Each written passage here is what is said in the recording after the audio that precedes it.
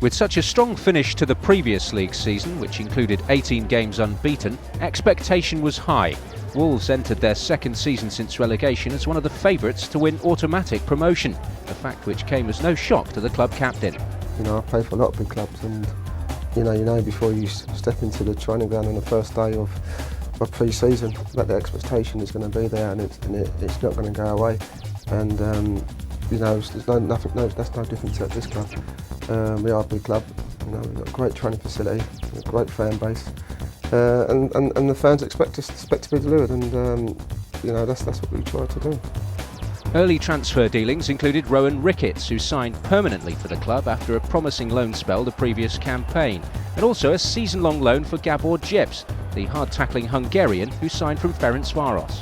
The biggest signing, however, was the coup of Jackie McNamara. Out of contract at Celtic, he attracted the attention of many top clubs, but after discussions with the management, his choice was made easy. Well, first of all, it was down to the manager, and I spoke to him and spoke highly of the club and the supporters here and everything, and ambitions to get in the Premiership. And I thought, it's a good chance for me, a fresh start. And obviously, I knew a few of the lads, Colin and Kenny as well, and they spoke very highly of the club. So it was, a good decision to make.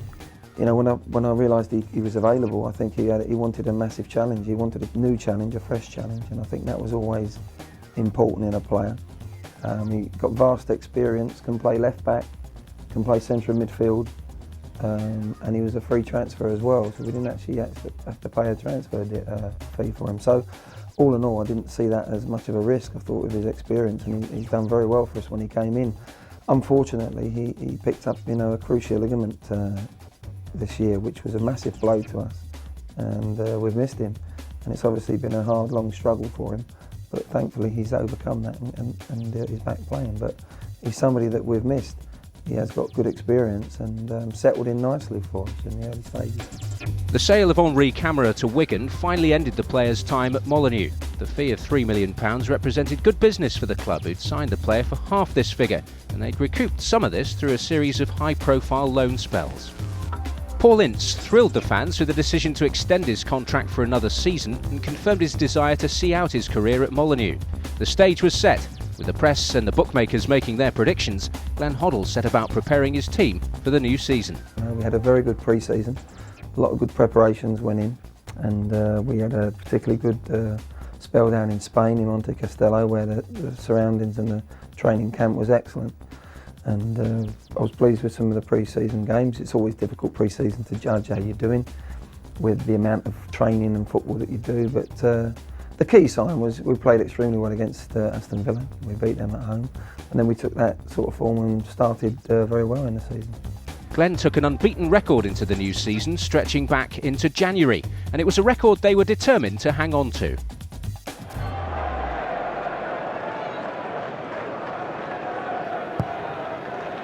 Naylor delivers, and Carl Court's header comes off the bar. Lescott now.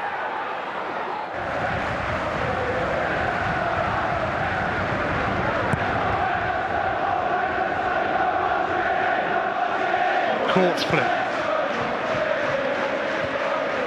Kenwyn Jones. Sol. Kennedy. And Miller's onside. Big chance for Kenny Miller. And Niemi with a top-notch, stunning save. Well, everything was top-notch about that. The ball to Miller, the timing of the run from Miller, the first touch of Miller here is tremendous. He can no do more than that. The save is top draw without a doubt. Great first touch there. Keeps it low, thinks it's in the bottom corner, but think again. That is tremendous. We wanted to keep that run going, and Southampton was always going to be at that time a team that you felt were going to perhaps bounce back from their relegation from the Premiership. They had a strong squad, and that was always going to be a tough game. Yeah, and then we had, I think it was Palace, and so it wasn't an easy start by no means, but we started reasonably well. We should have won the game at Southampton. Well, it was an exciting 0-0. We certainly had a fair share of the possession and had the better chances. So I was pleased with the way we played down there, even though we didn't win.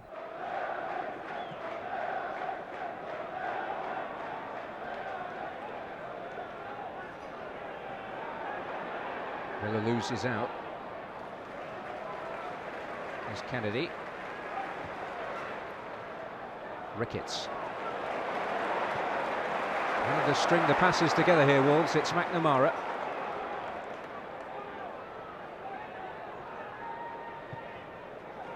The ball from Kennedy, now Ricketts. Caught. Oh, and it's Saul! What a start to the new season at Molineux.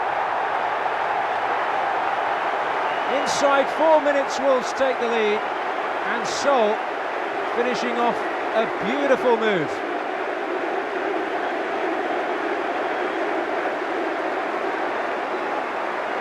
Terrific team goal.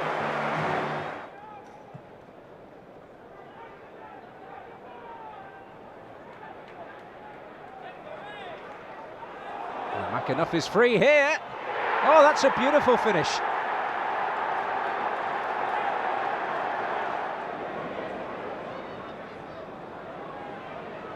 Olifinjana. Kennedy. Good turn from Ricketts. McNamara wide of him. It's a decent delivery. Court is up there. Oh, the deflection takes it in. And Wolves inside of the points now. Lovely cross from McNamara. That's what made it. And the deflection in off Fitzhall. Caught off the mark. Some nervy moments against Palace, but you got a goal right at the start, right at the end. Yeah, I mean Palace, you know, I mean very good side, just come down from the Premiership. You know, AJ's a quality striker, so you know they're going to have chances, and it was a nervy night, you know. But I mean, sometimes when you're a good side, you have to play bad and get the points, and we did it that night. It was a beautiful pitch to play on. It was a nice sort of balmy summer evening. For me, our first goal epitomised how I like the game to be played. It's our best goal of the season, in my opinion. It was a team goal. I think it was off the back of 13 touches, without the other team touching it, all within 3-touch football. Nobody took more than 1, 2-touch, 3-touch football, which we do a lot in training. So to do that in our first home game and Sol to come in and knock it in the back post, you know, was just a beautiful way to start playing at home. And as you say, it was always going to be a tough game, and we managed to get the win, which was vital at that time. But some of our football that night, you know, was very, very exciting. Well, a deluge at Molineux as we get underway. For this battle between the two old mates, Hoddle and Taylor, and Miller's got an early chance here. Crucial touch, I think, from Myhill there. But Wolves taking the direct approach and almost getting a goal out of it. Kennedy. Miller looking to fight for it. Well, Sol has salvaged this. Battling his way through the puddles. Oh, it's in! It's come off Delaney. Well, Sol may well try and take the credit, but it took a wicked deflection past Myhill.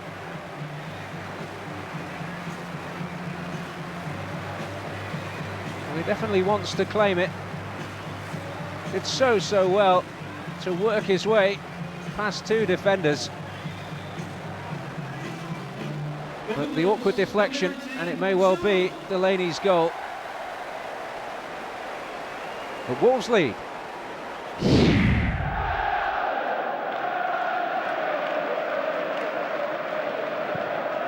Butler for Blake.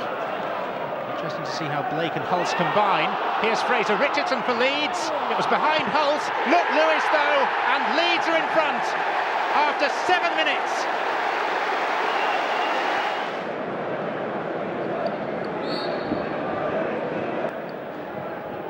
In by Butler. Einarsson. There's Hulse. Now can he turn? Oh, he can! Within seconds of the double change, one by each side, Rob Hulse. It was the end of the road of that run in the next game, but before that, the end of the road for a while for Paul Ince and Mark Kennedy, who suffered some injury. I mean, how much did that sort of disrupt the momentum you had? Well, I think if you look through the season, everyone's going to get injuries, but it's, you know, you don't particularly want key players to be injured, and Paul and Mark came out of the team after it had been very settled.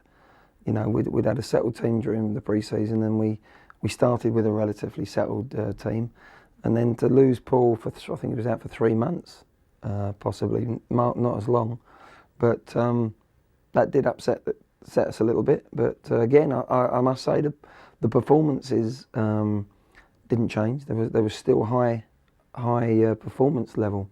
Even when we did lose at Leeds, we controlled many parts of that game and really had enough chances to have put ourselves in the driving seat there. So overall, the performance, although we lost 2-0 there, it wasn't a bad performance from our point of view. A new club record was brought to an end with the defeat to Leeds. 21 games unbeaten, a run stretching back to the 2-0 defeat at the hands of Wigan in January last season. This is Ricketts instead though, and Ricketts has got room to run. Still Rowan Ricketts, he could go all the way! And it goes towards the near post. It's a terrific strike! And this is it, and it's opening up for him here. Paul Ince! It's 2-0 to Wolves. And this is Cameron, and this is Colin Cameron. And it's 1-0 to Wolves. But Bishop has found Miller. Miller inside the box. It's Kenny Miller! And Wolves take the lead. Injuries to key midfielders had forced the manager to dip once again into the transfer market, and he brought in the experience of Darren Anderton. I needed a football type of player in there as well, and I knew Darren again, free transfer again, so it wasn't going to eat away into a transfer pot. So we had to box clever, and Darren is an excellent footballer. I knew that his football and his passing would be a major asset to us. I mean, obviously in this league you need a mixture of youth and experienced players, and Shaggy's definitely one of those. I played with him in the World Cup side with Glenn, under Glenn, and he's a top player. So it was nice to see his face again.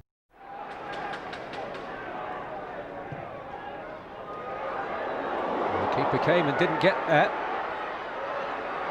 Still possibilities here for Wolves. Anderton didn't get hold of it. Miller. Oh, lucky break and a goal. And Kenny Miller off the mark for the season.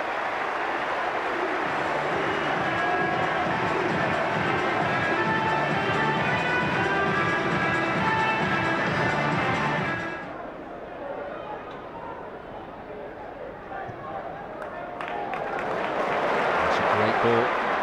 And Dart with a bit of space.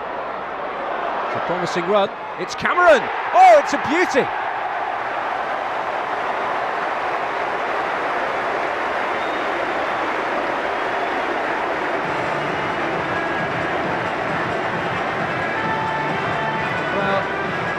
By Georgian Dart, a surging run. Cameron could not have hit this one sweeter. Number 10.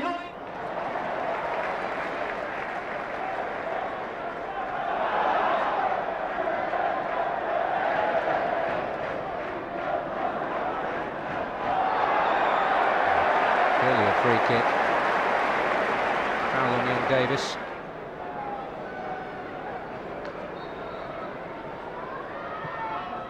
Anderton's effort, oh, and a terrible moment for the goalkeeper, but a brilliant moment for Darren Anderton. His first for Wolves.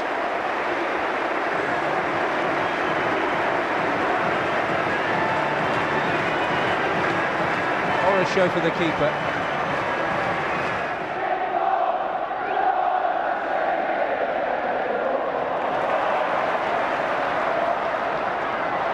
Good run this from Davis. Well, it might be an opportunity here. It's Cameron! Oh, he's got another!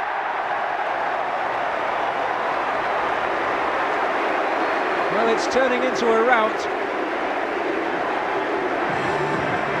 Expertly finished by Colin Cameron.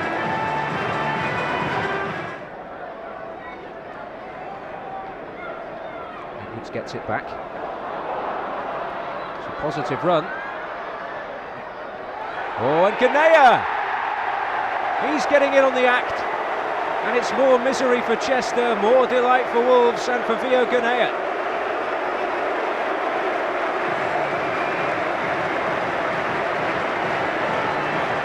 Great burst by Edwards. Cameron teeing it up.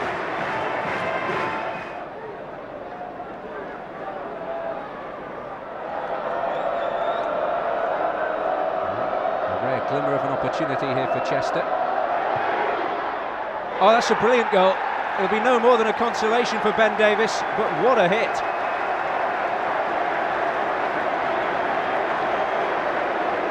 Chester at home is always, I think the club had a not particularly good history of playing those type of games, but we put them to the sword. And then Cardiff, again, I've got to say the performance was excellent. We controlled the whole game, really, for long periods of the game. Found ourselves 2-0 down and just kept going and kept that belief and turned it back round to 2-2, you know, and really might have won it in the dying seconds. So, you know, there was good character there, but it wasn't a good sign for me as manager to play that well as an away team, to control the game, to create, and not put a team to the sword and find yourself having to do. Because I said to the lads, you know, we're not going to be able to do that every week. You're not going to come back from 2-0 down every week. You know, credit for doing it, but we must put ourselves in a better position when we actually are in control. Turns it wide to Cooper, playing against his former club. Gets it onto his left foot and then floats the cross in high to the far side of the area. Headed down by Lee, headed down by Jerome, and Jerome has scored! It's 4 goals in 4 games. It's 1-0 to Cardiff City, 3.5 minutes gone. Shades of the Toshack Clark partnership there, Brian. That couldn't have been a better start for Cardiff. So Anderton then, from the Wolves' right, puts it towards the back of the area, nodded down in front of goal, and cleared away off the line. It comes out to Anderton again, tries the shot. It was a good save by Alexander. Kennedy holds his left arm up. Wolves attacking the Canton end. In comes the left-footed free kick, but it's headed away by Alan Lee, coming back to help out, but not Offside. very far. It's nodded forward by Edwards, and it's put over the bar, but it wouldn't have counted because there was an offside flag. No, he didn't. He didn't flag for offside. He was offside, Richard. He was camping out there in the 6-yard box, but the linesman's flag never went up. The ball midway inside the Wolves half, headed forward by McNamara, won by Whitley for Cardiff in the centre circle. He nods it forward, Jerome heads it on. Kumas going forward into the area. Can Kumas get his shot in? Just cleared away from him. It comes to Lee, edge of the area, turns it square. Jerome with the shot. 2-0! Cameron Jerome! Well, what a great response from Cardiff. Wolves have had the pressure, but Cardiff have withstood it, held them out, and now gaining the upper hand. Oakes with the free kick towards the edge of the Cardiff area, headed down by Court, but he gets it back, tries the shot, it takes a deflection, danger here, but Alexander's out to collect, and it's put into the net for a goal for Wolves. Alexander couldn't get to it, and I think it was Clark who scored, and it's 2-1. Yeah, just as they appeared to have weathered the storm of the second half and starting to get on top themselves, Wolves break clear down the left, just a minute left, normal time. Oakes clears into the centre circle, nodded forward by Boland, and Lescott wins the tackle on Jerome and plays the ball square to the far side to Naylor just inside his own half. Long ball forward, Weston heads it away. Ardley in the right back position, getting the ball forward, and Ferretti wins it midway inside the Wolves half, turns away from his marker, gets a square ball into Jerome, edge of the area. Can Jerome get his shot in? He's going for it, and it's saved by goalkeeper Oakes. Yeah, maybe a little bit greedy then, because he had Jason Kumas available on his left, but he saw hat-trick written all over the headlines tomorrow morning's papers. Had a shot, got it on target, but not enough power. Ledley defends well at left back from first of all Ricketts and then McNamara, and it's a Wolves throw halfway inside the Cardiff half near side. We're inside the last minute of normal time as Ricketts gets his cross in, and he's nodded down in front of goal and just cleared away by the Cardiff defence. Yes, great defending there. Leuven's involved there. Darren Pearce was beaten on the far post with that cross, but Leuven's read it great and got to the knockdown first, got a great right foot in and cleared it away. And how many minutes are left, Richard? 4 minutes? Where's that come from? 4 minutes of stoppage time. That'll give Wolves encouragement. Cardiff have still got it to do. Danger here, and there's the equaliser for Wolves. It's 2-2. It was from a throw-in on the left. It was a long throw. It fell awkwardly for Cardiff City. The goal scorer is surrounded by celebrating Wolves players, and I think it's Lescott, isn't it? I think it's Lescott who's got it. Yeah, it is.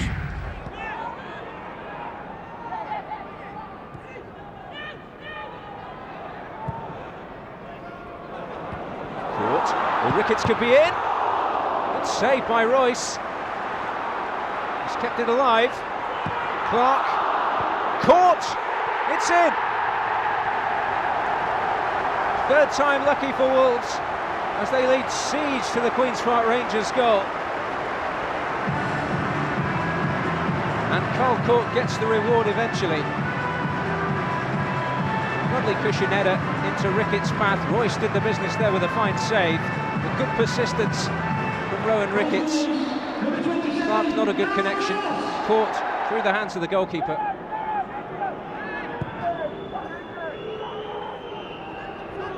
Stephen Moore. He's got the cross in. Gallen! And Wolves concede within 4 minutes of going ahead.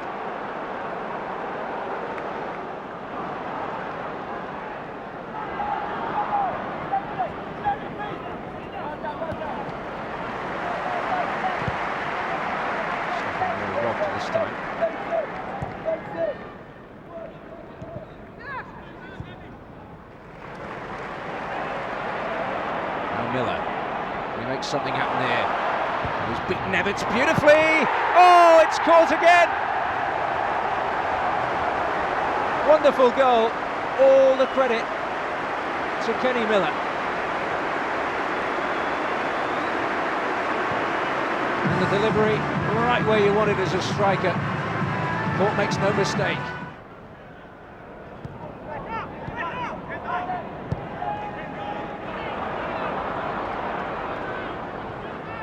Slides it through. Chance for the hat-trick now. He's done it. Carl Court seals the victory, and in the process becomes the first Wolves player to score a hat-trick in the best part of 2.5 years. Well, the game is up now for Queen's Park Rangers, but what a night for Carl Court. Fed beautifully by Ricketts, timed his run to perfection, and an expert finish.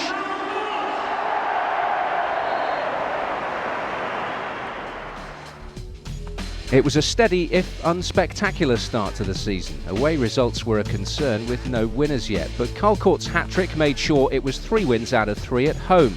The following month, however, would frustrate both manager and fans alike, as again performances weren't translated into victories. Kennedy.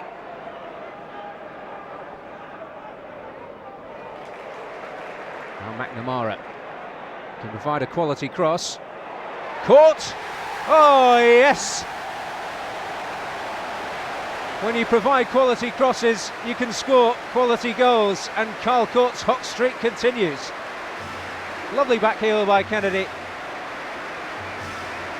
and measured to perfection by Jackie McNamara. And Carl Court isn't missing chances at the moment.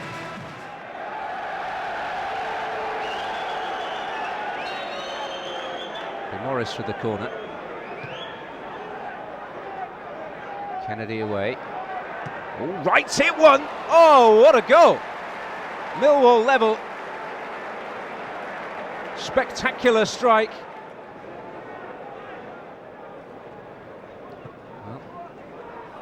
Oh, and this could be problems here. It's Hales. Oh, he's done it. And Millwall will steal the points.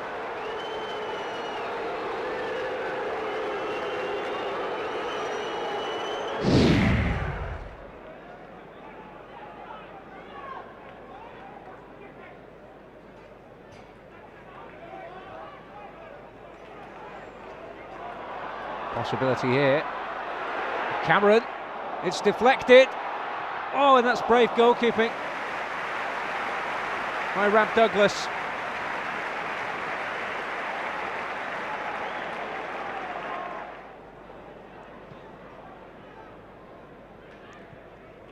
Nothing, Jana. That's a good ball for Undar. Undar will go for it. Well, it's good to see him back. Even better, seeing him produce moments like that. Kennedy.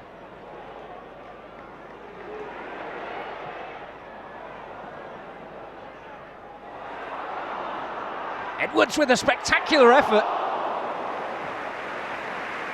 Ambitious, but very close to finding the target.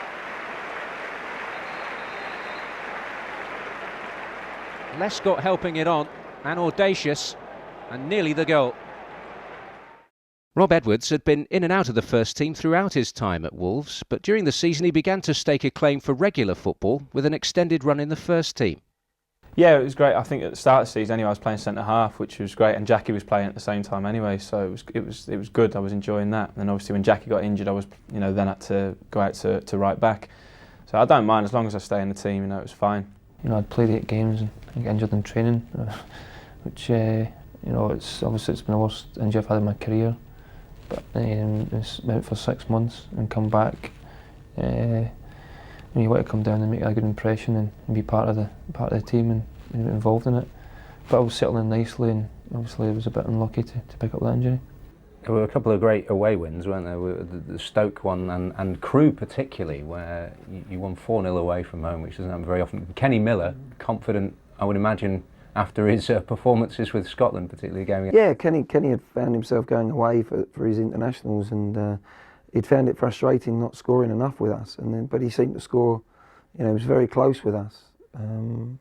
Went away with Scotland and picked up a couple of really good goals and performances for international level. So it kept his confidence when he came back high, and he went on he started scoring for us. And as you say, those 2 back-to-back games, Stoke and Crewe, we were playing some very good football in total control as a away team. A lot of us lads watched the Scotland-Italy game when he was up against Nesta, basically, and I think it was Cannavaro, and played on his own and given all kinds of trouble. And that benefited us. He came here full of bounce. I mean, he's a top-class player anyway, Kenny, hence why he's joining Celtic. And you need your strikers in this league to put the ball in the back of the net. And if you do that frequently, you've got a chance. Cameron. Naylor. Sol. Finds the cross. Will break for Miller. Oh, he should have buried it. And he knows it.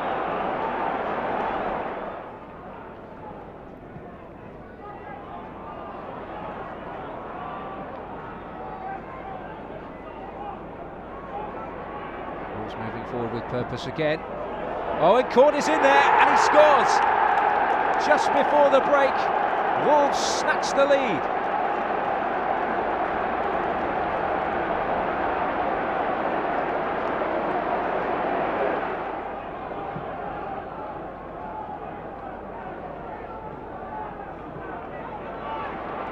Held up his soul. It's a good run again. Deflected, Miller! Oh, yes! Kenny Miller stealing in, and it may be a decisive lead for Wolves.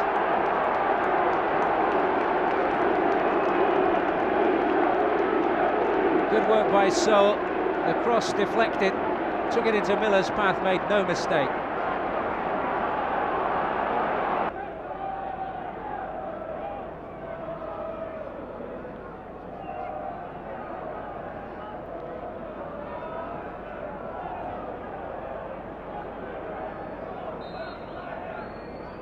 It's going to be Naylor. Oh, brilliant goal! Terrific strike from Lee Naylor.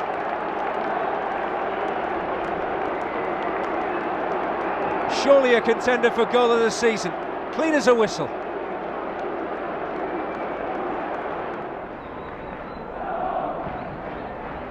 Oh, and it's in from Buxton.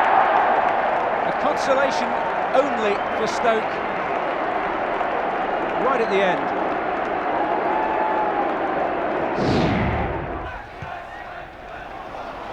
Vaughan with Cameron, he's done well there, David Vaughan, to help his defence out. Still managed to keep hold of possession. Big nick now for Crewe. Oh, they don't want to go away, but... Well, it's a strange decision. It looked like it went out for a goal kick. Good cross in. Off court and it's in. Carl Court's header off Lee Naylor's cross. It's very simple but very effective, and Crewe Alexandra 1-0 down.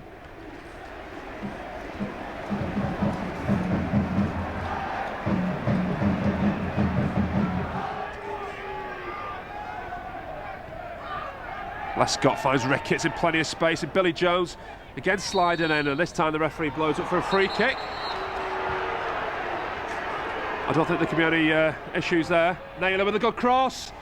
Oh, and it was Carl caught at the back post. Hit the side netting.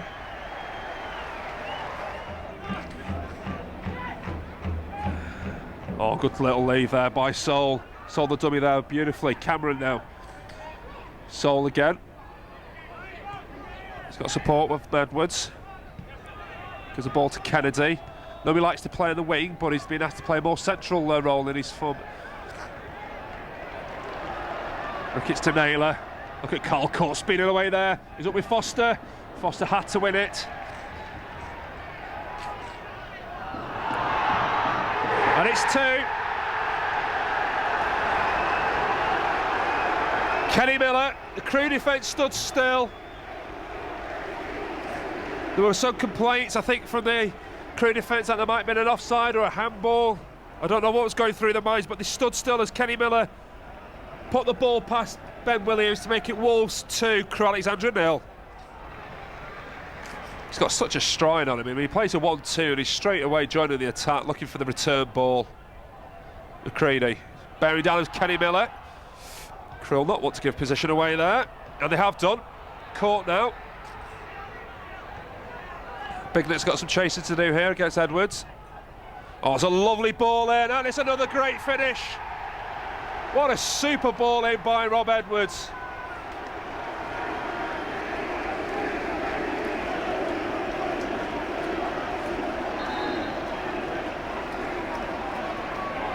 And it's that Scottish international again, Kenny Miller, with his second and Wolves' third of the game. Look at David Vaughan now, skipping away. Just couldn't get quite past his last man again, and here comes Wolves. This time Kennedy on the flank. Oh, turns Bignet inside out. Carl Court, number 4. It's this.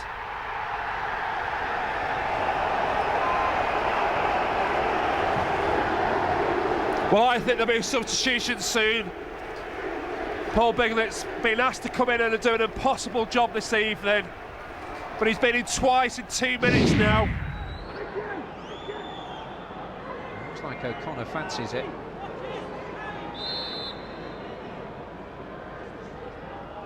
Well, maybe no, it's O'Connor, and Burnley take the lead against the run of the play.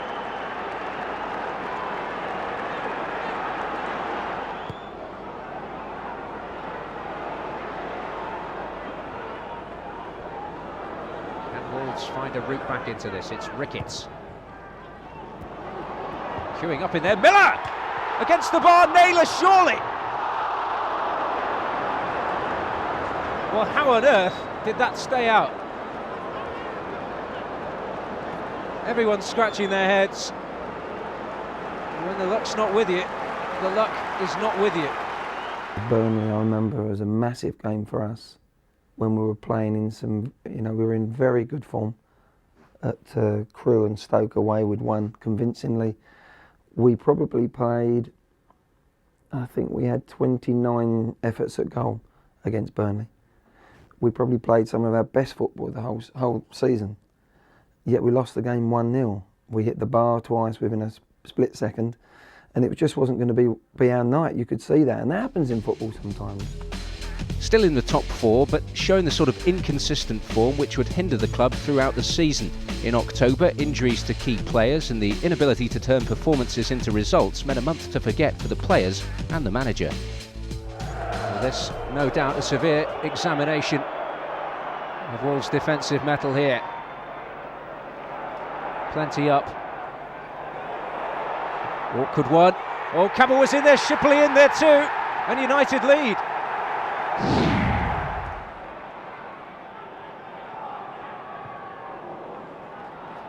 Anderton. Naylor, great first time ball, and Miller is in. Kenny Miller scores. Inside 6 minutes, Wolves take the lead.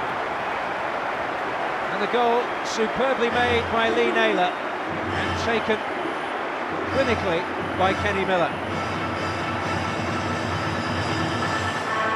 brilliant through ball. And give him a chance, Miller will usually take it.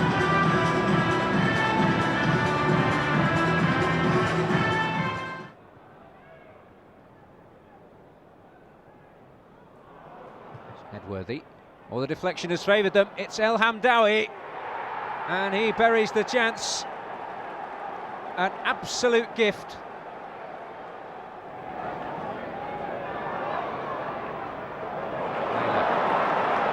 Get it wide. Court arrives! Oh, and a remarkable escape for Derby.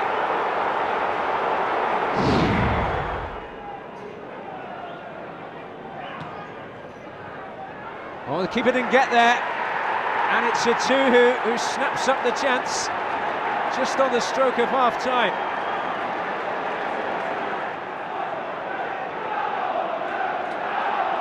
Crowd willing the home side on.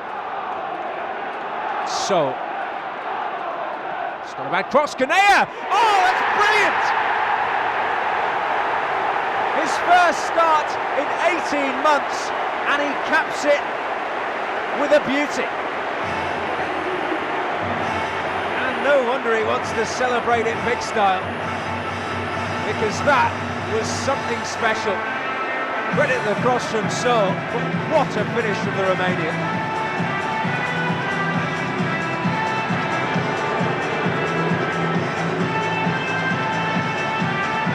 Terrific delivery, and that is top draw.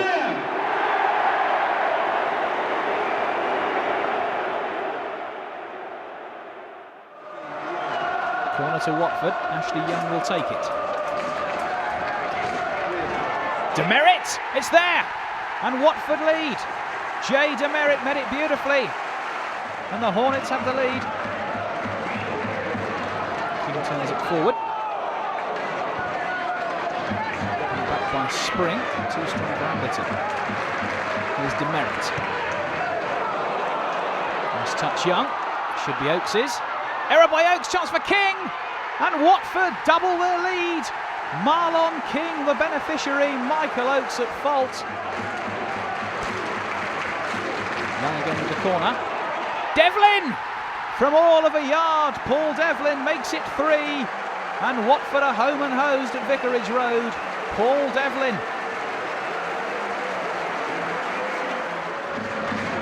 Is there any consolation for Wolves from there? Trip to Watford into injury time.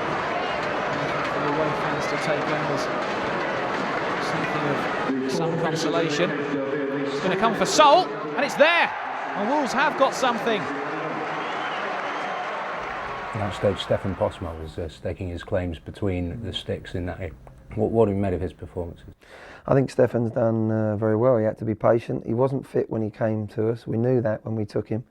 We knew we had a problem with the goalkeeping situation, so with injury. So I had to make that decision to bring another goalkeeper in. I made it, and you know, Stefan had to get fit, had to get sharper. He had 3 or 4 weeks with us where he was really worked hard with Bobby Mims and the training schedules that we gave him. But when he went in, he did very well, and I don't know how many clean sheets off the top of my head that he's had since he's been in, but he's had quite a lot of clean sheets. And you know, Michael Oakes was playing very well for us, and he got a very bad injury against Watford, and that was really what set him out of the team. His ankle, he was stamped on by a player at Watford, and you know, and that was the reason why Michael came out. So it wasn't sort of Michael coming out through bad form; it was through a bad injury to his ankle. And then Stefan had his chance, and he took it very well. We've got a few other injuries, you know, influential people who weren't playing. So I thought once we got them back in the side, we're going on a little run. And as I said to you previously, you know, you go on a bit of a run, you give yourself a chance. But it didn't materialise, and you know, you can't give the likes of Sheffield and, you know, Leeds and Reading, you know, 15-point start and that. You know, we're not that good. No win in October and a drop in the league to 10th. An automatic promotion place looked unattainable now, and with injuries to Kenny Miller, Carl Court, Jackie McNamara and the Governor, it was beginning to look like the luck was against them. Yeah, I mean, it is difficult because, you know, when you're not playing and, you know, you've got 16 players, you need to go out and focus on a game. And the last thing you need is, you know, you coming in if you're not part of that team at the moment, and, you know, saying some things, because eventually I'm not going to be there. You know, in a year or 2 years' time, I won't be playing football. So it's down to the rest of the lads to take it upon themselves to go out there and wind each other up. But I mean, if I see certain things, and, you know, I'll be watching the game, so then probably on Monday morning I'll come in and I'll, you know, pick out 1 or 2 individuals and say, well, listen, I thought you could have done this better, and, you know, what do you think about this, and maybe this, and have a discussion that way, and try and use my influence maybe 2 days after when it's all calmed down. Carl was the leading goal scorer in the Championship, and he had a knee problem that he was out then for 8 weeks. We went to Watford, Kenny pulled a hamstring and was out for 6 weeks, so both our main strike force was just taken away from us. And I think any team in the league, or any standard of football, if that happens, you're going to have to adjust, and you're going to be, you know, you're obviously going to be playing at a lesser level, and then other people need time to maybe bed in and get going. And I think that was a problem we had at that time. To lose them both, to lose one was very difficult, but to lose both of them, we had to, you know, we had to adjust the system. We had to adjust quite a few things to try and overcome that. And I think it was 7 weeks altogether when both of them were out, and I think that did hit us completely.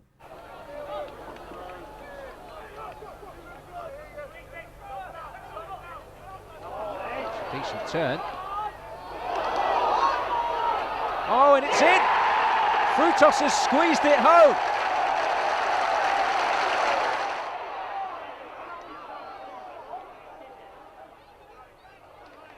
Time ticking on for Wolves. 8 minutes left. Here's Ganea. Quite competitive in the midfield tonight. Kennedy. Clark will battle for it. And Clark has done well. Could be a chance off the crossbar. And Cameron! Oh, he's saved Wolves a point. Surely.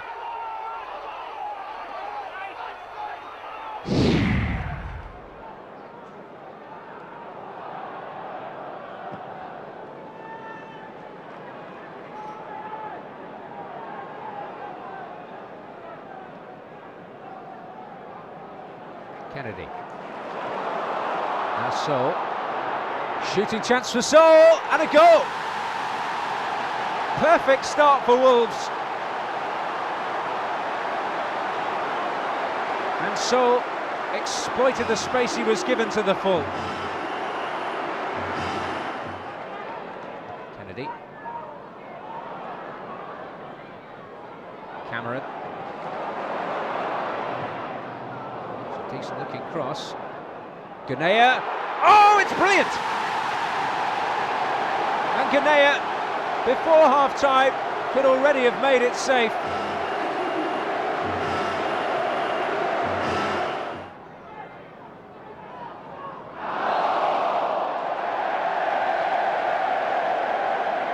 No doubt. And Naylor, after his glorious goal against Stoke, might just fancy this one. He did! And he rattles Robert Green's cage.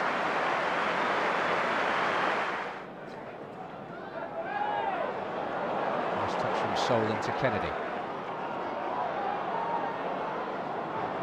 And without a home win since August, Wolves finally beginning to find some confidence here at home. Naylor. Kennedy coming in on this.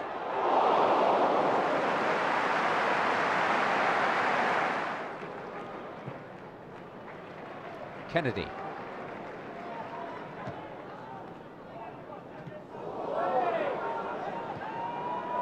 That's a good ball. Naylor on the move again.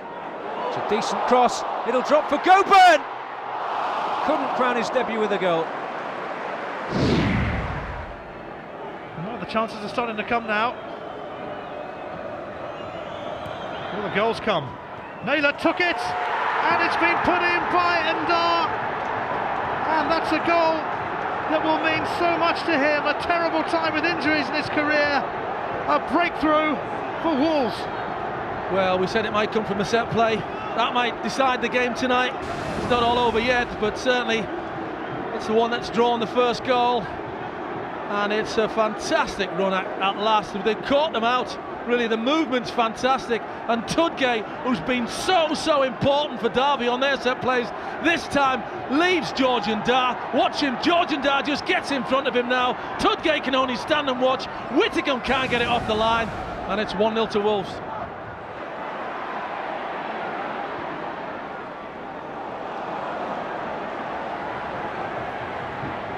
Ganea. This move much to Georgian Dar in its early part as he set Wolves up. Ganea, oh lovely! Oh, Tom Huddleston!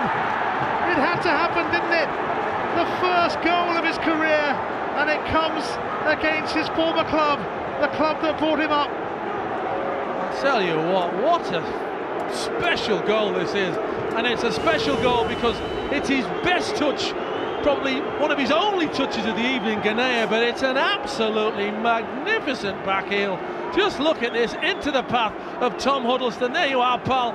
Just do yourself a favour, stick this in the back of the net for your first ever goal in English football, and he tucks it away beautifully. Gets a little bit of luck because it goes through the legs of Lee Camp, who thinks he's maybe got it, but that's how we see it these days. And get in, you beauty! How pleased am I?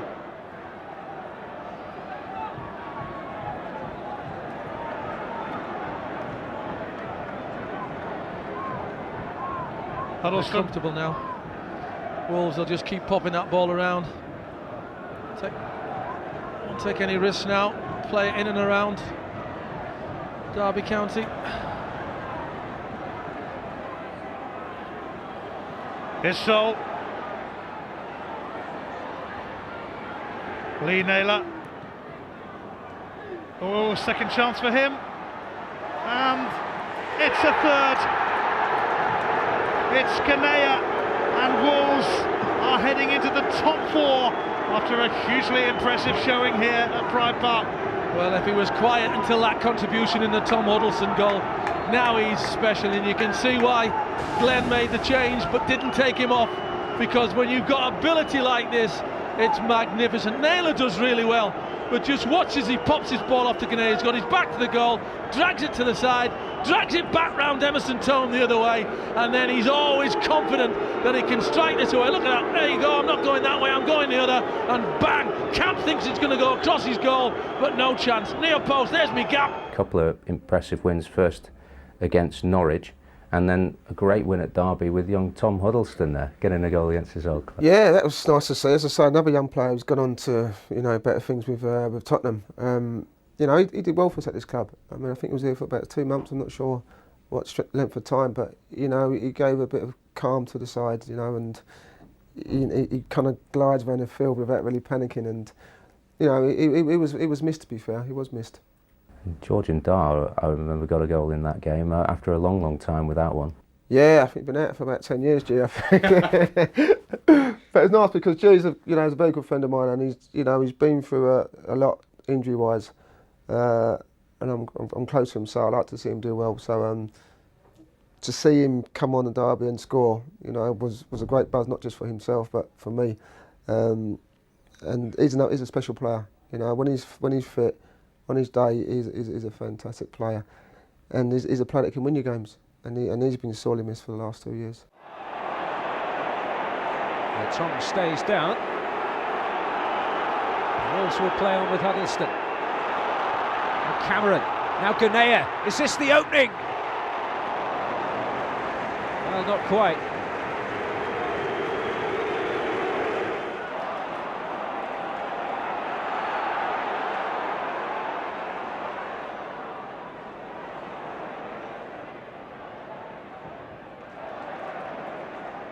Undertake.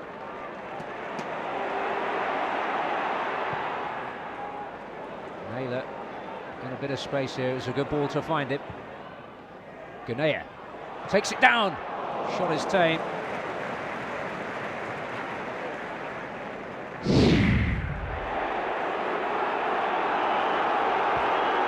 Kennedy. Well, might fancy one.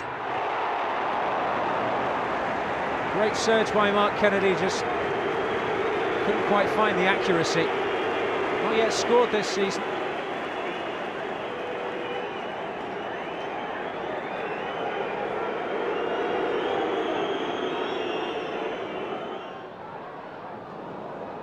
and Dar.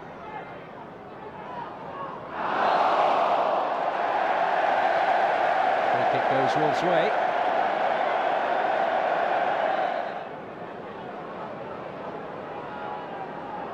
Huddleston will hit it. Amy behind it all the way. 4 clean sheets on the spin, and Wolves fans look to loan signing Stefan Posma as the answer. It was really hard when I came in the beginning because Michael was playing well and didn't really get a chance into the first team, and that's the difficult thing about being a goalkeeper. You are in the team or you're out the team, and there's no middle in. Like every player you can have a little sniff as a substitute on, but as a goalkeeper you're in or you're out. November saw the unveiling of the new Wolves training facility, a state-of-the-art, world-class arena to be used by the whole club from academy level right through to the first team. I think, I know for a fact that I and a lot of the lads stay there a lot longer now, and you can do extra work because before the facilities weren't there really for you to put more effort in and do more work on whatever physical things or whatever attributes that you want to improve on. So it's very important, things like the swimming pool, hydro pool, which is excellent as well. I know the physios are delighted with that because recovery time of injuries can be improved. And all round it's just a nicer place to be around. The atmosphere is better, so I'm sure in the future, and obviously bringing players to the club. I'm sure people come down and have a look at the training facility. They're going to think, yeah, I want to be here. So it's a big thing, yeah. Without a win in October, unbeaten in November. Consistently inconsistent would sum up the results so far. We have this kind of problem that when we play the so-called lesser sides, that we seem to struggle. But when we play the bigger sides, the Sheffield United, the Ipswich, teams like that, we seem to show teams what we're all about.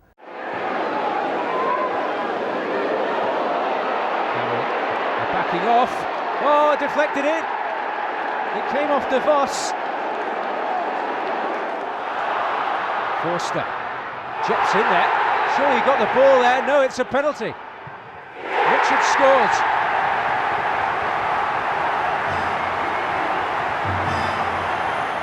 But the Ipswich game was, I think we outplayed them, to be fair. I mean, they got a dubious penalty, which I'm not sure was a penalty. One of those penalties you get at home. And then Cam's got an equaliser with a good shot from the edge of the box. But we felt, speaking to the lads after, that it was a game we should have won. And, if you're going to get promoted, you have to go to Ipswich and win those games. Who's on the attack now with Mark Kennedy. Sol to his left. Gane arriving, and Sol doesn't need him. I'm not sure that was a shot by Sol, but he didn't need anybody else, as that ball went in beyond the despairing dive of Julian Speroni. Palace looking to get back on level terms before the half-time break. Here's Andy Johnson, and still, and he's done just that. Naylor. He's got the cross in, Miller's header. Presentable chance by his standards. Huddleston. Now Miller. Away from Sean Derry. Gets it back, good persistence. Huddleston. Wayward effort in the end from Tom Huddleston.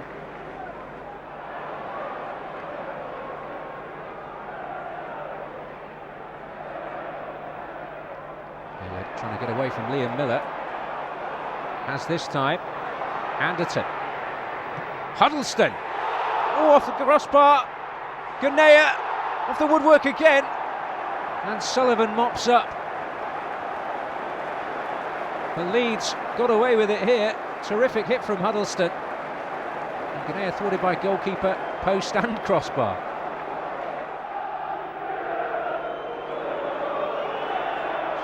Good burst from Ricketts here. Miller.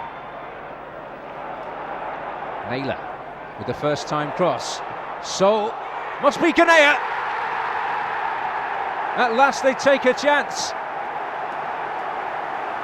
Ganea gobbling it up. Great delivery from Lee Naylor. Sol made a mess of it, but it didn't matter because Ganea was there. and delivers the goods.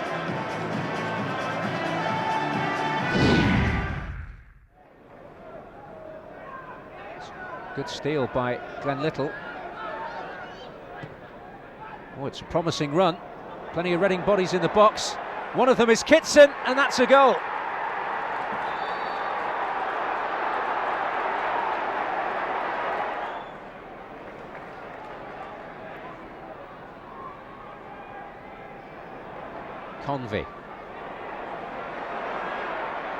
Convey with the effort, and that kills it off. Reading have got the points. You know, we could probably play Reading 5 times out of 5 and we'd probably win three or four of those games, because I think as a one-off, we're a better team than Reading. We've got better players, as far as I'm concerned, than Reading have. As I say, we've had a lot of injuries.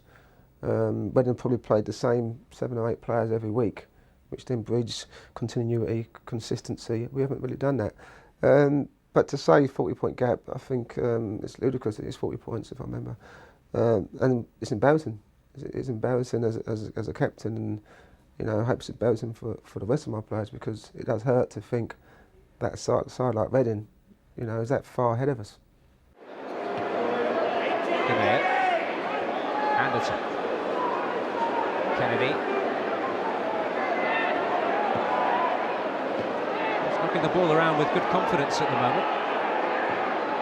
Whelan's cross. Whelan's header. Gunea. Anderson. Goal!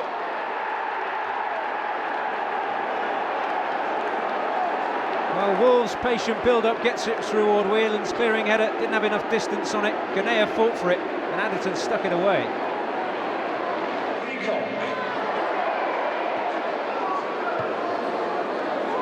Scott's hopeful punt up the field. Wednesday struggling here. Miller is in. Oh, he's done it! He's sealed the points, and Wolves' playoff dream is still alive. The moral of the story: don't give up on a lost cause. Priceless goal.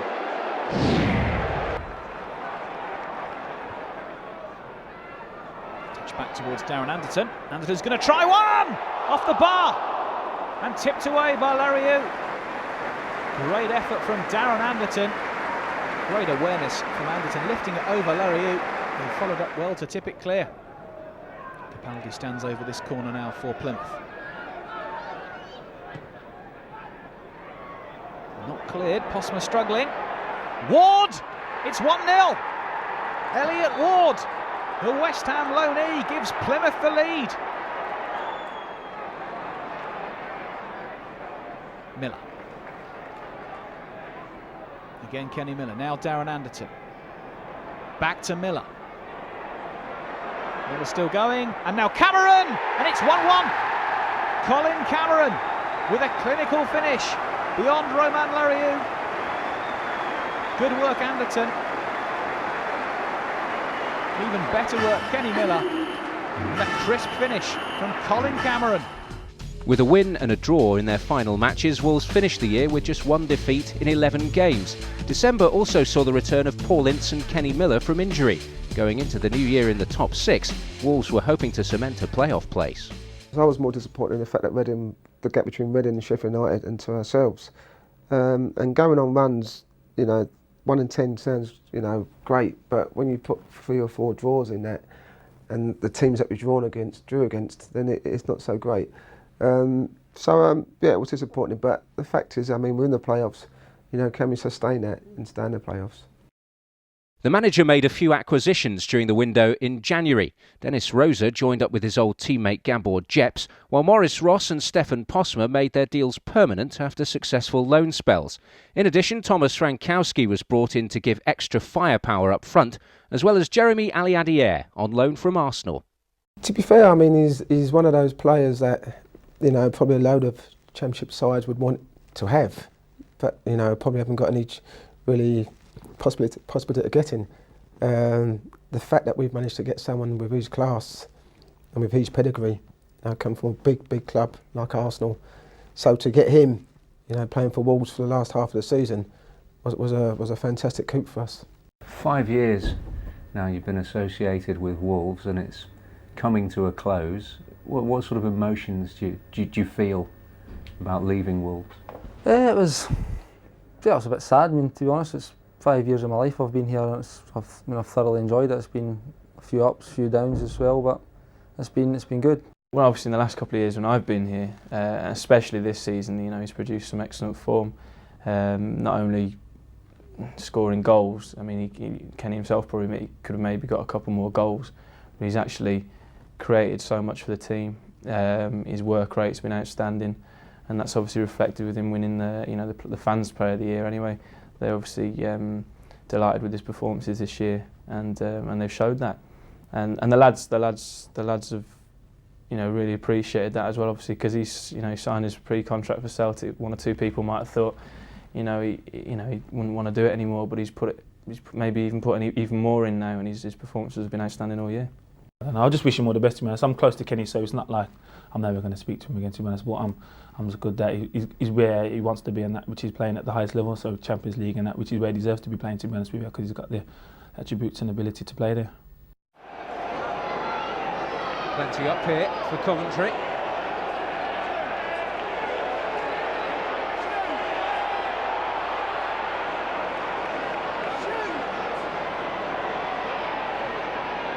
Scowcroft, that's a nice touch. Adebola, oh, he's opened up a chance for himself. Scowcroft, oh, it's it. Scowcroft will claim it.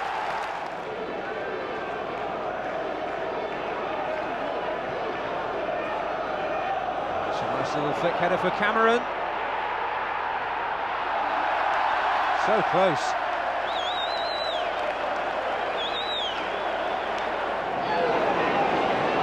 Jeffrey with the corner. Ball going up there. Oh, tragedy for Lescott, and it's in. Little slice of luck for Coventry. Ince to Cameron. Well, there. Oh, Davis is in here for Wolves.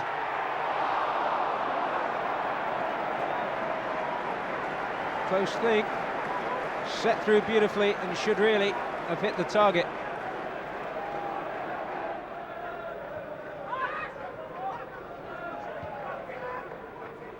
Davis.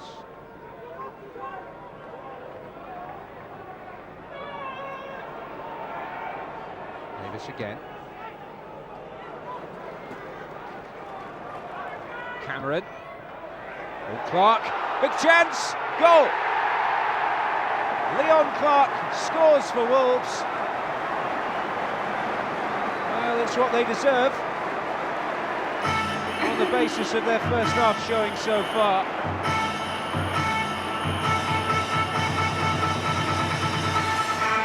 Ball Ince with a celebratory arm round the shoulder of Leon Clark, who took this well from Cameron's cross. Awkward to control, but a good finish. Who's enjoying his first start since August. So, now Miller, now Cameron.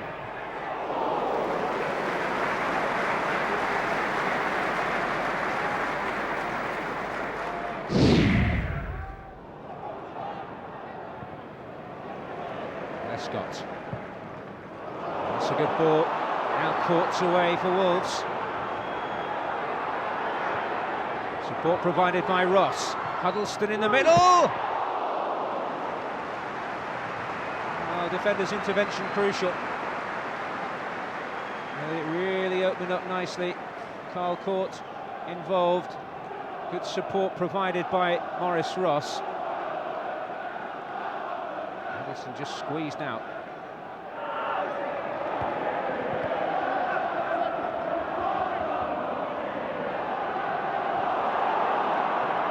From Davis, now Ince can move this from Wolves. Kennedy, plenty up. Oh, it'll drop for Clark, will it? Oh, saved by Beresford, and Davis puts it in. Oh, it's a big moment for the youngster, his first goal for Wolves.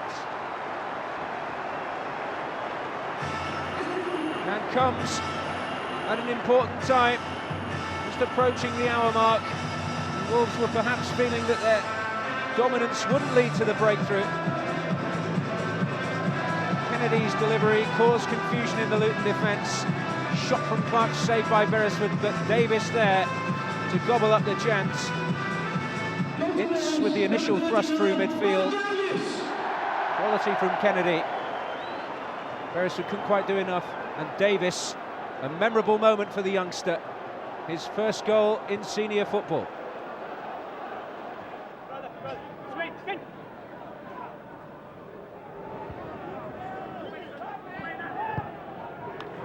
Ball from Huddleston. Now Kennedy. Got options. Might fancy one himself from there. And denied by the woodwork.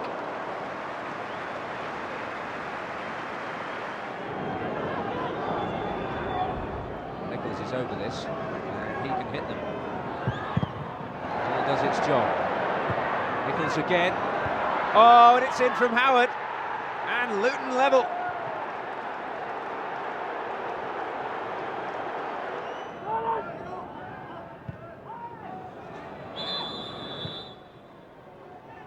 Offside flag up. Well, time running away from Wolves. As Glenn Hoddle ponders the options he has on the bench. He might drop for Ince here. Oh, it's in! Paul Ince has pulled it out of the fire with a pile driver. And Wolves will surely go on to win it now.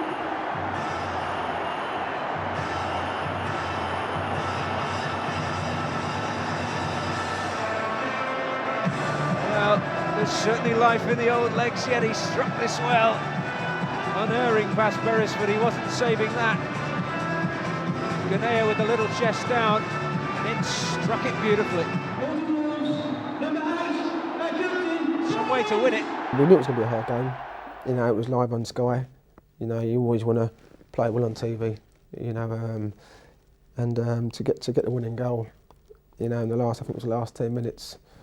It was not just great for me, but it was great for the club, and you know, and my wife who was sitting in the box. You know, so yeah, it was a great feeling. It's always nice for me to score goals because I don't really score many. So to score one like that, you know, with my left foot on all, which is not the best, it was nice to score. Yeah. So free kick to Wolves. Kennedy and Ince stand over it. Going to be Mark Kennedy, deflected and off the top of the crossbar in the end. Ince. Wolves pushing forward once more. Can they find a breakthrough? Ince climbs highest. Now caught. Still not clear. Ince again. And Millwall scramble it away. Free kick then to Millwall. May and Livermore stand over it. May leaves it. Going to be Livermore. Good save, Stefan Posma. An agile tip over.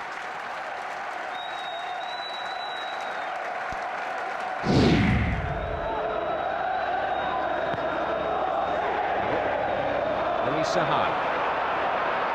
Manchester United full of energy early on. Little drop for Richardson, and they'll get the early breakthrough. The worst possible start for Wolves.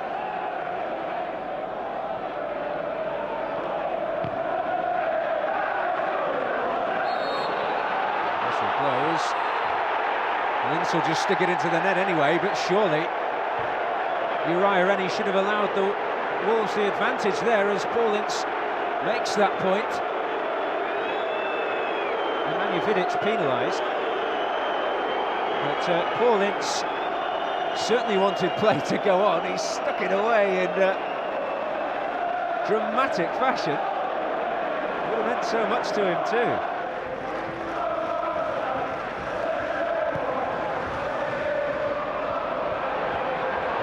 No flag for Sahar here. Louis Sahar seals United's passage with a goal on the stroke of half-time.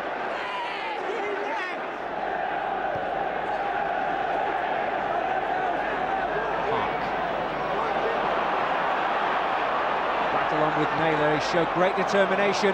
Van Nistelrooy, Richardson arriving, that's 3.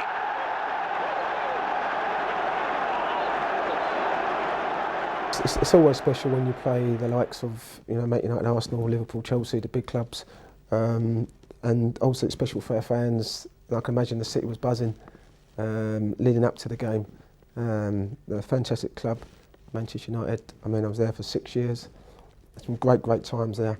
So for them to come to Molineux in my latter stages of my career, was more or less kind of dream come true. The only thing at the end of it that we got beat, which was a shame really, because I mean maybe a couple of years ago when we played Newcastle here, and that kind of kick-started our season, and I think we was beaten once in about 20 games after that we got promoted, more or less on the strength of that Newcastle game. So yeah, I was hoping we was going to do something like that again against Manchester United, but it didn't materialise. The FA Cup run was sadly short-lived, the draw not looking favourably on Wolves, pitting them against the high-flying United. Wolves were in desperate need of some consistent form, and with first-team players on their way back from injury and the new players bedding in, the signs were good. Shaker Johnson with a corner then for Leicester. 20 minutes to go.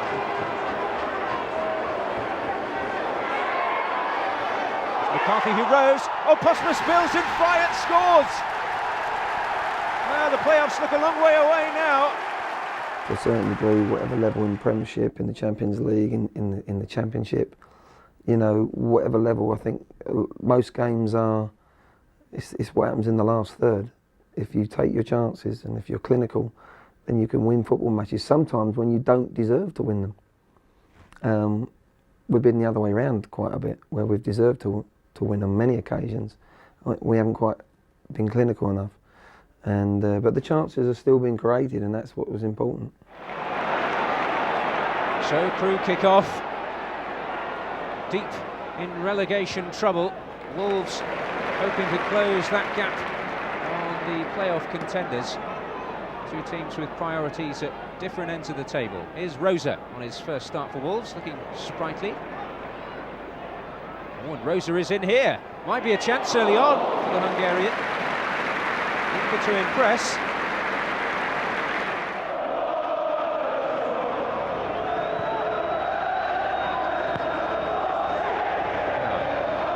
Here's Steve Jones. Passing burst this. Oh, it's a goal! Billy Jones stuns Molineux and Crewe in front.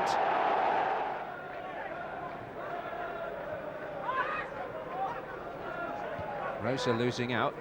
Ince in there, battling well for it. Rosa.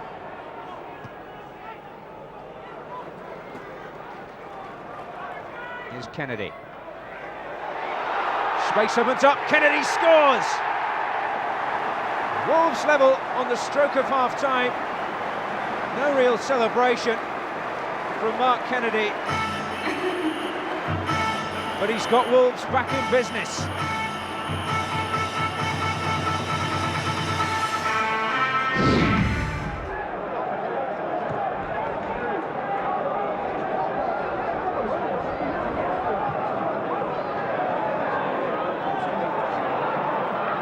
Rosa will collect this on that far side. Can he whip in a ball? Dummies the cross. We'll get it in left footed. It's gone deep towards the far post. Court heads it down. McGreal half away.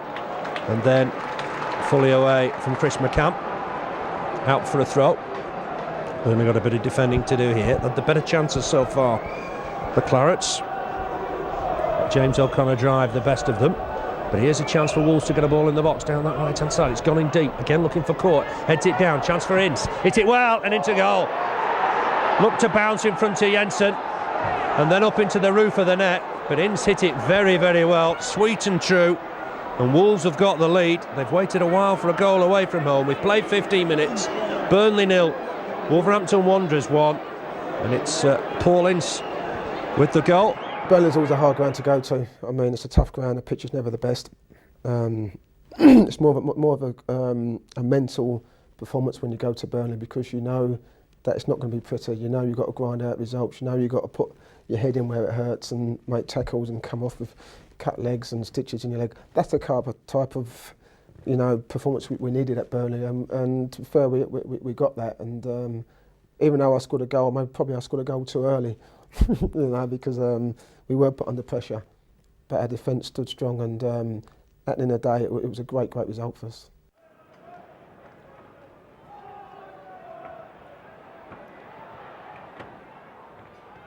Wolves ease the danger. Ipswich on a good run at the moment.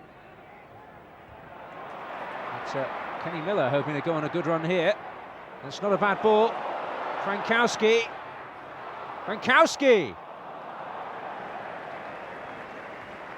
Wastes the chance, did the hard part well. Ipswich building something here. That'll be comfortable for Stefan Posma. Now Rosa.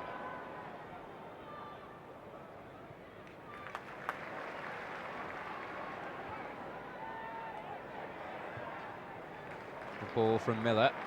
Lee Naylor. Going to get beyond Fabian Vilnis. He's done that all right. Supple away. Now Rosa. Works the space. Rosa! Blocked by Jason de Vos. It's lively again, Rosa. Curry with the kick for Ipswich. Now Rosa.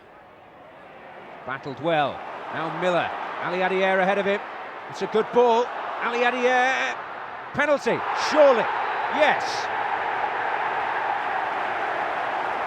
It was Cito Castro, the man who brought down Jeremy Ali Adier.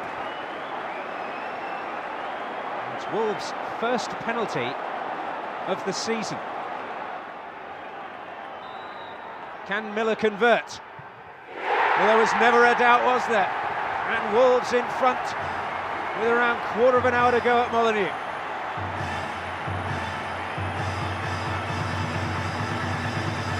Well, Ipswich on a decent run since Christmas, but Kenny Miller gives Wolves a potentially crucial advantage from the penalty spot.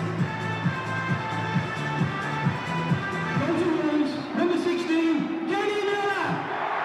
Very confident penalty, supple, well beaten.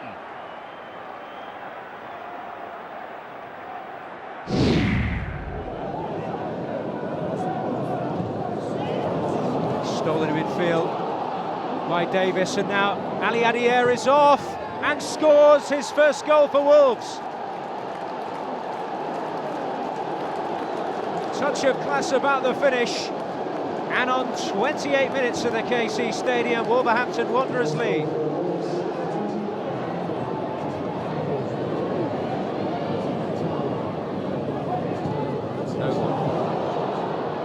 Noble gets it back. Drop for Court, it will! Leon Court levels it up for Hull City against his brother's team.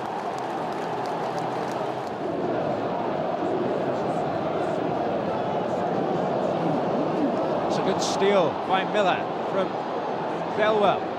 It's Kenny Miller, Ali Adier in support. Ali Adier, Miller!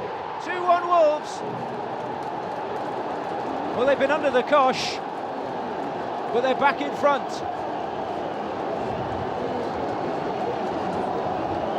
Kenny Miller stealing it off Thelwell and making real good progress. Ali Adier hassled off it, but Miller makes no mistake.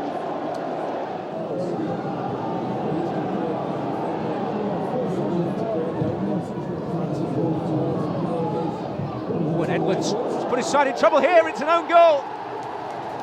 And with 8 minutes left, Hull City are level. An own goal from Rob Edwards. Time ticking away for Wolves here. Rowan Ricketts. Ricketts has done well. It's not a bad cross. It's caught! It's a winner for Wolves, surely! Well, his brother scored for Hull earlier on, but it looks like Carl Court and Wolves are going to come out on top. Great finish. When you go 3 or 4 games without losing to teams, you feel, well, you know, if we can sustain this for 2 or 3 months, you know, to the end of the season, we'll have a chance. So obviously that wasn't the case. But you know, at the end of the day, I mean, it gave us confidence at the time. 3 wins on the bounce and murmurs around Molineux about a late season charge. But it wasn't to be. March again was another month of missed opportunities and draws instead of much needed wins. Reading have been the most consistent team. Everyone else has really, even Sheffield United have had a real blimp, and Watford have, Palace have, you know, all the teams, Southampton. There's a lot of teams we have had it where the consistency hasn't been there. We went through a spell where there was consistent performances, but the results didn't marry up with them, and that's where we found ourselves really frustrated. Ricketts trying to hold him off. Ainsworth can get room for the cross, drives it in. It's Yusuf at the near post. The ball comes back off his boot towards Ainsworth, and Lescott again scrambles it away. Chance there for Rangers, but again it went begging, and now here's Ince. Rangers are stretched here as Wolves counter-attack. Miller down the right-hand side. Rose trying to hold him off. Miller with the ball into the centre. It's dummied, and great save there by Jones. It'll come out to court, and another onto the post, and away by Denny Shitu, and that's a tremendous double save from the Rangers goalkeeper. Ball in from Miller. Elliot Dier's first shot was blocked by Jones. It came out to court. It seemed a certain goal, and Jones just got his fingertips to it and touched it onto the post, and somehow it remains 0-0. Posmar clears long for Wolves. Wolves win a free kick. Taken quickly. Caught back out to Kennedy. Was he fouled? Yes, he was, says Brian Curzon. Carl Hopkins, the man penalised. Now, what can Wolves make from this free kick? Jeremy Aliadier trying to cause some problems in that Stoke wall.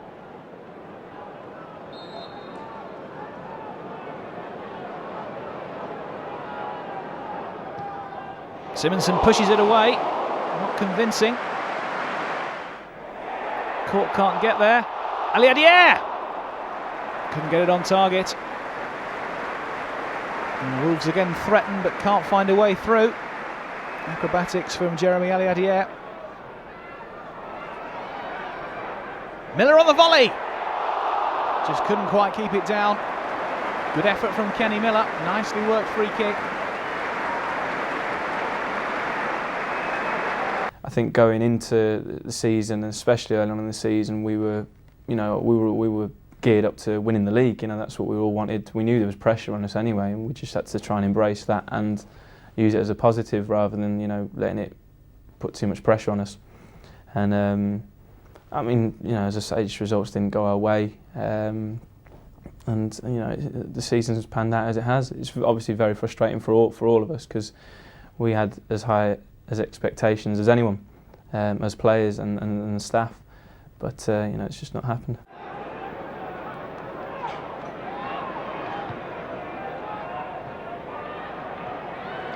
Rosa, Naylor. Second bite of the cherry, Aliadier, big chance this, Rosa, 1-0 to Wolves.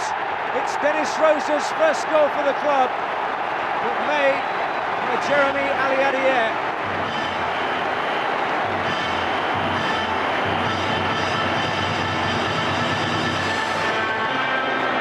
Well, the Hungarian celebrates, but it was a simple job. Naylor playing his part in it. Aliadier skipping away from Curse, dangerous ball, just required the finish. Dennis Rosa getting on the end of it.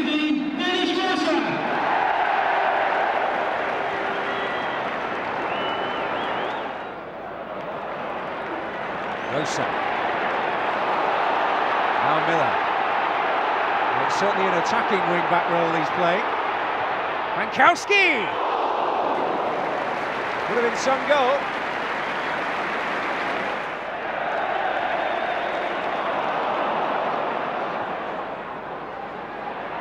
Ince.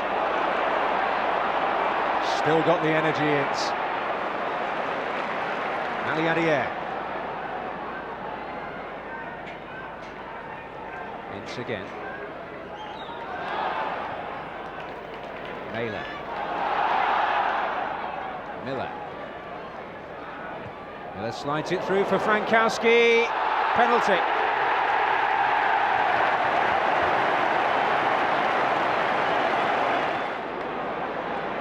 Kenny Miller. Can he convert as he did here against Ipswich?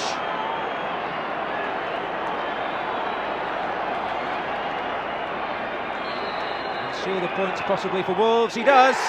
Kenny Miller scores. And after the frustration of Stoke in midweek, Wolves back to winning ways. Many questions about Kenny Miller's commitment after signing that deal with Celtic. The celebration tells the story. His heart is still with Wolves.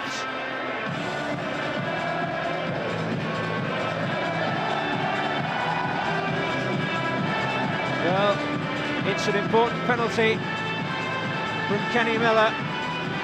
It may just carry them back into those playoff places come 5 o'clock tonight. Here's Ricketts.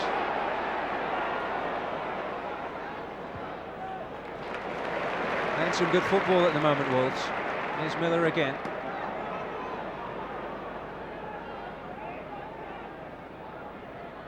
Now Frankowski. Plenty up here for Wolves. Ali Adier! Saved by Alexander. With audacious acrobatics from Ali Adier.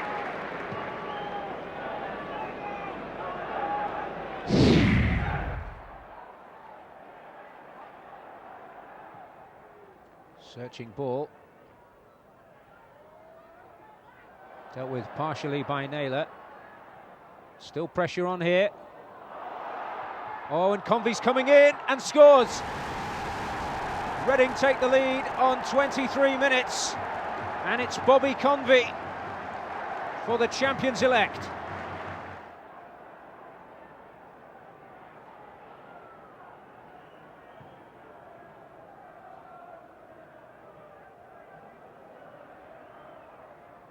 Naylor. Convey hassling Davis. Ince with the foot in. Now Miller. Ricketts. Good turn by the youngster. Oh, and, well, was that a foul? Miller! Well, it doesn't matter. Miller has put Wolves level. Ricketts sliding Frankowski through. Inge Marston won the ball, actually, and Miller drilled it home.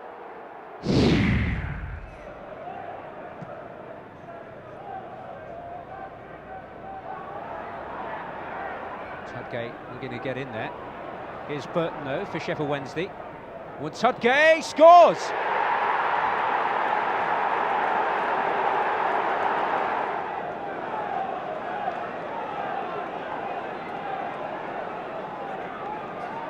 Wolves need to come out of the blocks quickly at the start of this second half. Trailing 1-0. Cork rises! And normal service has been resumed.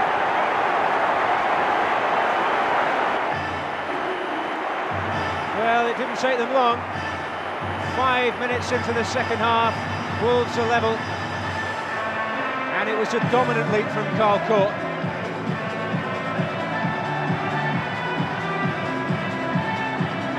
Naylor's outswinging delivery. Cork got up above the defenders to net beautifully. 27, Carl Cross.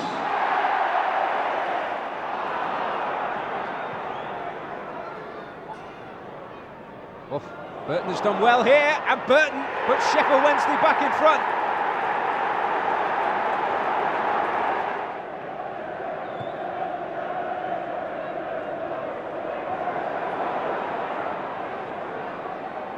Burton, nice back heel.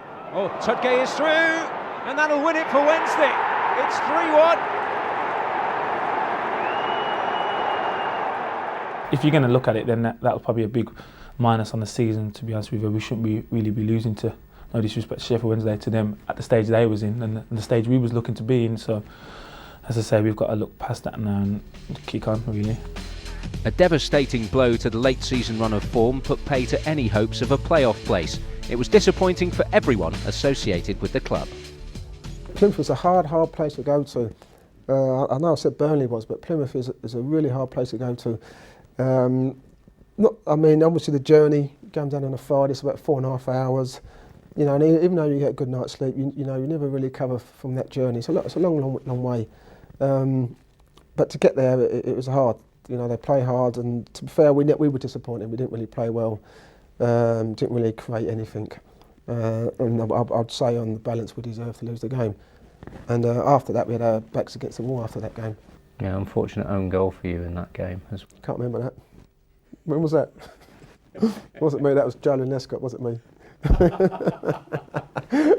Yeah, I mean, I think it was the first home goal I've ever scored, to be honest. So I was quite disappointed. I mean, the worst thing was that I had to go back on the Sunday and watch my boy play. Thomas was at Liverpool, and I could see all the parents, you know, sniggering and laughing behind me back, which was it was embarrassing more than anything, and it hurt. You know, I mean, even though we lost 2-0, the fact that I scored an own goal did you know, hurt me. But you know, I got the mickey taken at me, but it was okay.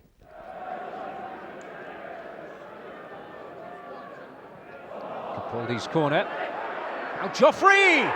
Plymouth take the lead. And the 4-game scoring drought is over.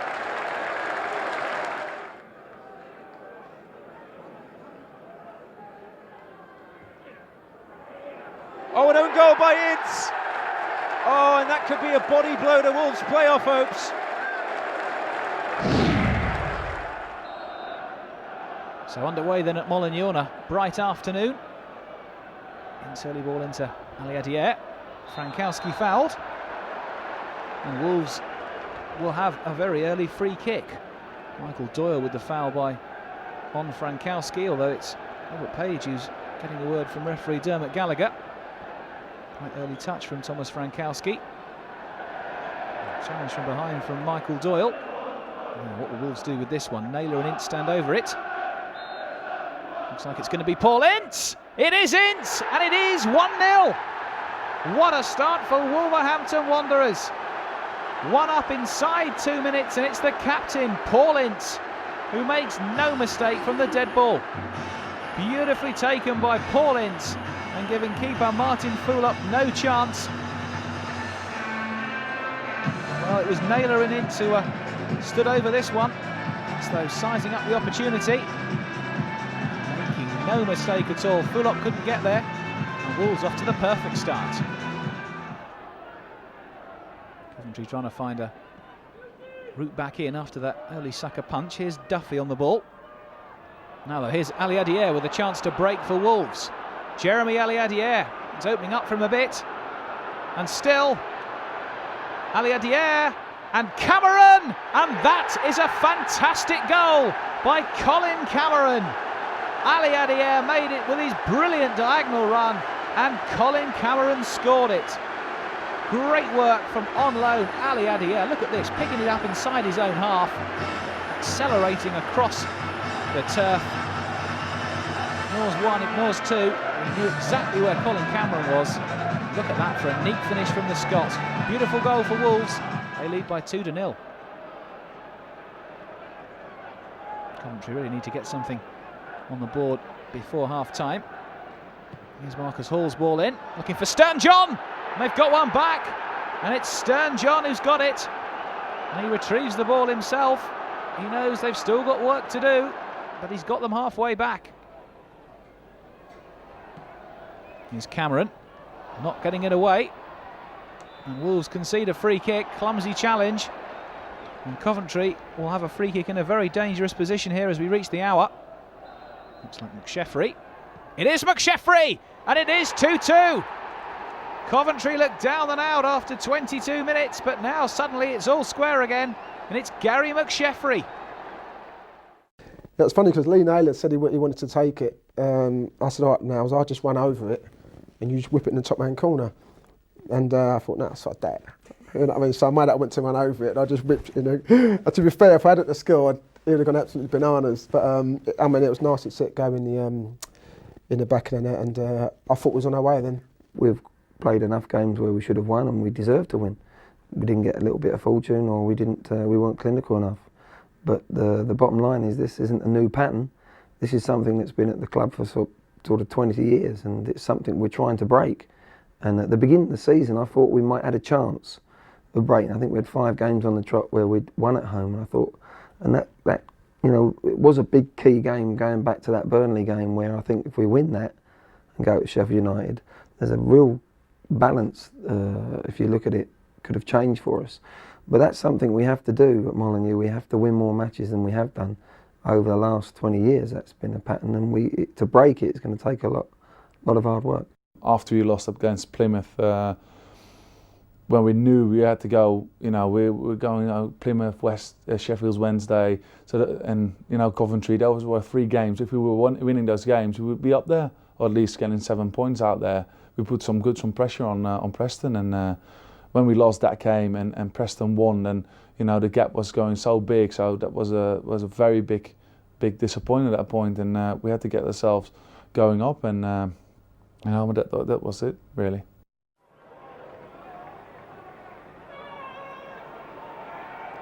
Lescott winning it in the air. Cameron. Now Frankowski. He's got Ali Adier and Cameron up with him. It's Ali Adier! It's a goal for Wolves. He took it well. Wolves may be drinking in the last chance saloon as far as the playoffs are concerned. But they're certainly still fighting. Frankowski's part of it very important. Cameron feeding the pole and continuing his run, but it was Ali Adier who pulled off to the right, stayed on side and drilled it through the legs of Ben Foster. And the dream is still alive, just about.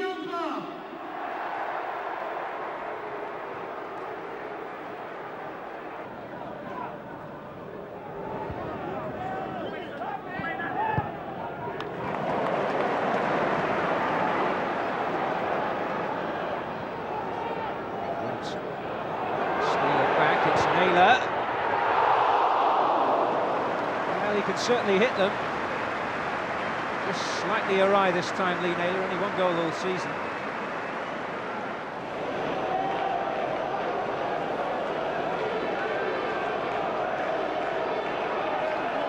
And Frankowski is off on his own.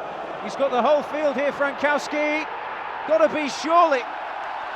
And Foster denies him not once but twice. He's still looking for that goal. And well, he won't really get a better chance than this. Foster did well.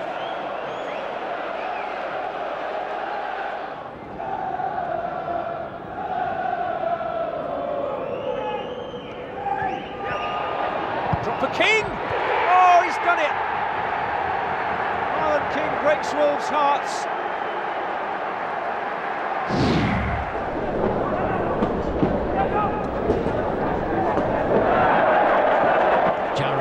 Forward again, an example of the unkind bobble, but Jarrett still in possession for Preston North End. Plays the ball back into the back of Paul McKenna. Out now to Lewis Neal on that right hand side.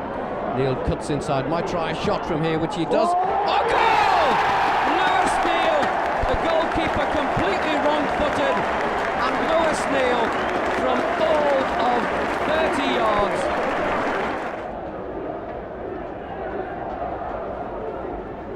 Ball is with Dicchio to McKenna. Ball cleared away only as far as Jarrett, who takes it neatly on his chest.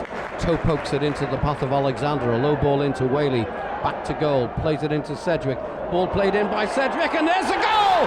Preston North End have got goal number 2. A flying header from Brett Ormrod. You can say that was the killer, but I mean, you can look for the whole season where we've drawn against teams who we should have battered, where we've had most of the possession, and we haven't put the ball in the back of the net. So you can pinpoint matches throughout the whole season. It's only because it gets to the end of the latter stage of the season that people say, oh well, you have to beat Coventry, or you lose to Sheffield Wednesday and you lose to Plymouth. No, we didn't get promoted because at the games we should have won it. When we had possession and when we had chances. The gap behind Preston by then has expanded to some way. Are Preston that far ahead of Wolves? Well, the table doesn't lie, does it? I mean, no disrespect, I would say on, player for player, and they're not. But I'd say the same thing about Reading and Sheffield United and Palace and Watford. But they've had a good run. No disrespect to Preston, they've had a good run. They had a little lull, where we thought we could catch them, but we didn't capitalise on that, and so that was disappointing. But no, I wouldn't say Preston are a better side than us. but as I'd also say the table doesn't lie, and they're in 6th place or 5th place, and they've picked up some points. When they've lost a few major players, they've picked up some important points. So at the end of the day, good luck to them. You're going to lose Kenny Miller, of course, to Celtic. What would be your sort of impressions of Kenny during his time here? Because you've been a great servant. Oh, definitely. To be honest with you, his goal ratio this year hasn't been the greatest, but I think this might have been his greatest season in terms of performances, because I think he's played that position a lot, but he's always been a great player. No matter where he plays, he always gives 110%, which is what you want from every player. And obviously on Saturday there was my last home game, and it was nice to go for getting a winning goal. Ali Adier just wriggling clear, finds Cameron. Cameron with options to his right. Rob Edwards galloping up there now. Edwards is ball in, and no one could apply the touch. A good teasing cross from Rob Edwards, but there was no Wolves shirt able to steer that beyond Wayne Henderson. Cameron starting the move. Edwards with a teasing ball in. No one able to turn it home. Appeals for handball, and a penalty given. Perfect position for referee Neil Swarbrick to adjudicate, and Adam El Abd is penalised for a clear handball. Now then, Kenny Miller in his final home game. Can he go out with a bang? Yes, he can. The Scot makes absolutely no mistake with the penalty, and what a moment for him. The fans in adulation for Kenny Miller. They know it's the final time they'll see him at Molineux, but he makes absolutely no mistake from the spot, and Brighton's troubles continue. Here's Miller. Continues his run and gets it back. Kenny Miller with a chance to run at space. Is there a second up his sleeve? And Kennedy couldn't quite get there. I'm not sure that was a pass from Kenny Miller. At best it was a cross shot, and I'd suggest it might well have been a shot. And that's how your confidence can be boosted, by getting on the score sheet. Lovely ball forward from Ali Adier as Miller continued his run from inside his own half. Drilled the ball across. Kennedy arriving, not quite able to make the angle count. There's Kennedy in loads of space. Miller's ball, well, it might have been a pass. In the end, though, it was academic. McNamara with the throw in for Wolverhampton Wanderers. Ali Adier back to Jackie McNamara.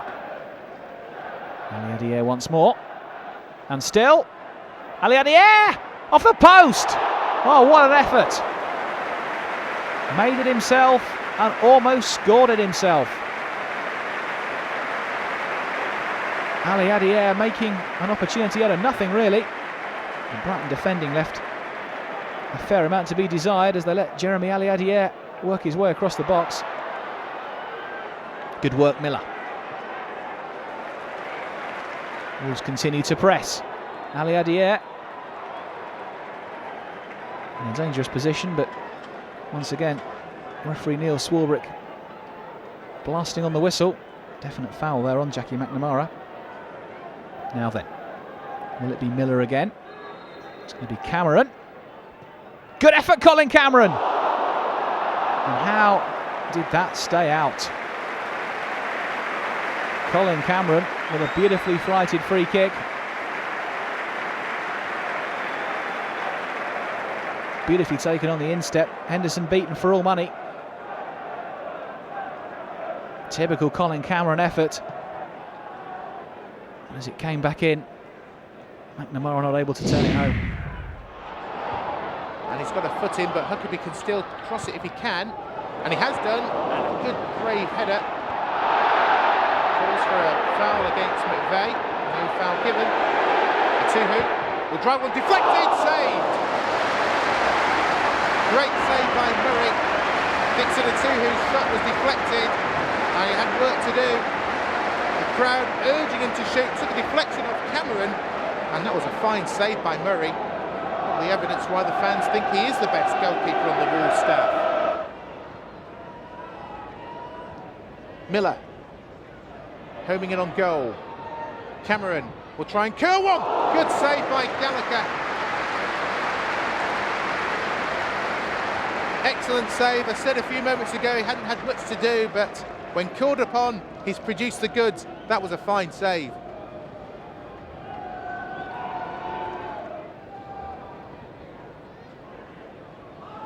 Rosa trying to get there, Cameron gets there first. Now, Rosa will latch onto this one. It's Rosa, it's a goal for Wolves! Dennis Rosa scores his second goal for Wolverhampton Wanderers. The Hungarian breaks the deadlock, and just like the game against Queen's Park Rangers, Norwich meander into first half stoppage time and concede a goal. It's come down the left-hand side. Rosa timed his run to perfection. That's an excellent finish from the Hungarian. He strode away from Doherty and was able to finish quite comfortably.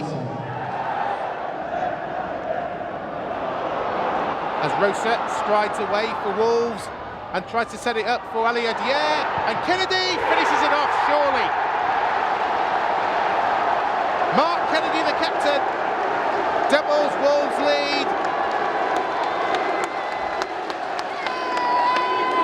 And it's a simple goal in the end. It was Doherty who tried to find his man. In fact, it was a poor pass by Robinson, seized on by Roma. Or Rosa, should I say, and the finish, well, on his left foot. Kennedy wasn't going to miss that. Strike easily into the net. And Wolves have a 2-0 lead. Norwich manager, this could have been 7 straight wins at home, but at the moment it's looking like a defeat. Oh, mistake here, and Ozil's got a second! Oh my goodness me! Has the tide turned again? And an inadvertent opportunity for Wolves. A strong finish to the season of missed opportunities for Wolves. The message from the camp, one of optimism. We have the team, all we need is the luck and the consistency.